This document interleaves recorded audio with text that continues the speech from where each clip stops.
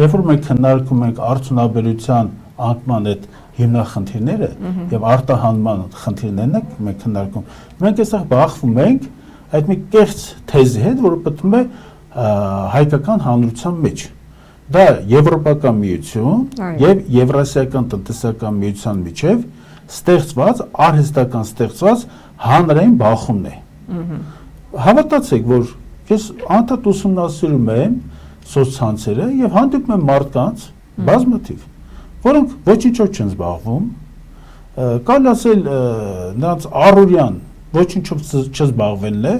բայց առավոտից երեկո սոցցանցերում ԵԱՏՄ, թե Եվրոպական միություն այս թեմայի բորբոքումն է, ընդ որում փոխադարձ վիրավորանքներով, ընդ որում փոխադարձ անեծքներով եւ հայկական սոցցանցերում շատ ընդունված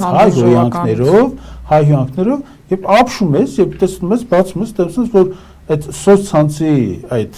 օկտատերը թորնատեր մի կին է, թորներ ունի, թորներ հետ ծաղիկներով, ինչու միջոցառումների մասնակցում, տարատեսակ ծնունդների, նստում է այս թեմայի շուրջը, սկսում է անիծել, հայհոյել ամենավերջին բառերով։ Հիմա այս կեղծ դրույթը երկրի ներսում, որ ստեղծել են, որն է Եվրոպան է մեր ընդհանրենք այսպես փրկության գրավականը, թե Ռուսաստանի Դաշնության հետ համագործակցությունը, սա կեղծ է։ Մենք պետք է երկուսի հետ փորձենք աշխատել եւ այս իմաստով մի կարևոր հարց նույն Եվրոպական միության մեր արտահանումը, գիտեք դա հիմնական ինչն է իր մեջ պարունակում, ամենախոշորագույն երկիրը, որ մեզանից ներմուծում է ապրանքները, Գերմանիայի Դաշնությունն է, եւ Գերմանիայի Դաշնությունը բնականաբար եվրոպական բոլոր խոշոր երկրների նման վերաբերում է Հայաստանին պարզապես որպես հանքահունքային գաղութատիրական մի կցորդ։ Այո, նրանք գնում են մեզանից մենք հանքահունքային ռեսուրսներ, ոչ ավելի։ Նրանք Եվրոպական միության երկրները Հայաստանին երբեք տեխնոլոգիա չեն տալիս։ Առաջավոր տեխնոլոգիաների հնարավորություն այդ երկրների հետ համագործակցելու չկա։ Հիմա վերադառնանք Ռուսաստանի Դաշնությանը։ Ռուսաստանի Դաշնությունը հիմնական Ռուսաստանի Դաշնությունը հարվածային ուժն է ԵԱՏՄ-ի մեջ, դա համար ավելի ռուսական էկոնոմիկան է մեզ հետաքրքիր այս իմաստով։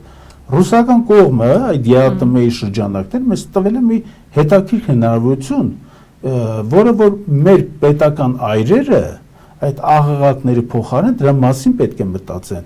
ԵԱՏՄ-ն միայն արտահանվող ապրանքների ցանկ չէ, միայն դա ապրանքահունքային նյութերի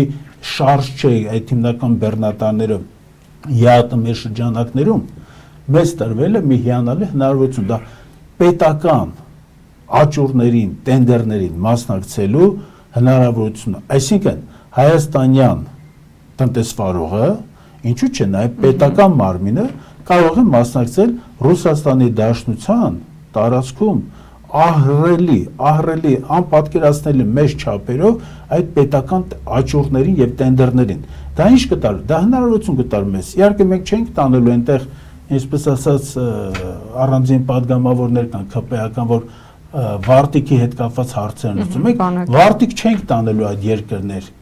այդ բեռնատարներով։ Մենք այդ երկրների հետ համագործակցելու ենք էլեկտրոնային ձևով, փորձելու ենք տելեկոմունիկացիոն խնդիրների մասնակցել, փորձելու ենք ընդհանրենք առաջավոր ինժեներական լուծումներ այս երկրներ տանել մեր տենդերների միջոցով,